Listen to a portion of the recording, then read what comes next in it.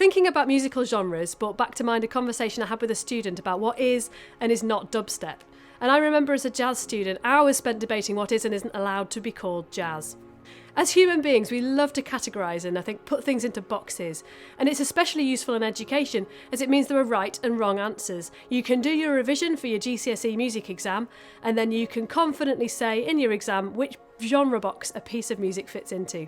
From what I've observed, we've come a long way in the last 20 years in terms of genre diversity in music education. If you take the widely used charanga resources as an example, these are used by specialist and non-specialist teachers in primary schools to deliver the national music curriculum. And they include a huge range of music, and it's great to hear Bob Marley's Three Little Birds and Bon Jovi's Living on a Prayer being performed in primary schools across Lancashire and across the country. Western classical music no longer dominates in most secondary schools, and there's wider access to music technology.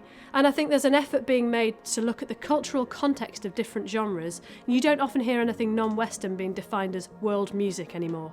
So while it's great to see more genres represented in education, I do wonder if this binary categorisation in itself limits engagement and distances young people from connecting with what music's actually for. Does it just lead them to be passive consumers of music rather than active and engaged musical adults? Going back to the what is jazz or what is dubstep debate, both of these musics emerged out of specific social and cultural contexts at a certain point in time, and they combined a myriad of other musical influences, and both musics continue to change and evolve today as living art forms. For me, the blurring of lines between genres and the cross-pollination of styles is where the exciting stuff happens. And I would argue it's how all music across all of human history has evolved. And how can that evolution and energy be better reflected in music education? Firstly, I'd suggest genres and styles of music should always be connected with social and cultural context. When and how did they emerge, and what are the human stories that are connected to the music? Importantly, how are they relevant to contemporary musical culture and young people's own emerging musical preferences? Secondly, students need contact with diverse music educators and artists in the classroom. The way music's taught obviously reflects the background and confidences of the teacher, and if schools can connect and collaborate with a range of musicians, we can give students a more authentic experience as well as a connection to the music industry. We live in a multicultural and intercultural society, and the music scene today reflects it, so should our music education.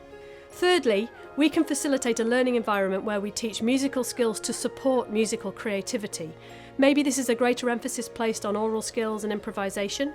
Finally, there needs to be the space for students to explore making music in their own social context, bringing together their skills, curiosity and creativity, both individually and in groups, online and in person, and this will help us to support diverse progression pathways for all children and young people. And the more people who are engaged in music making, creating, collaborating and sharing, the more interconnected and exciting genres will emerge and the richer all of our musical futures will be.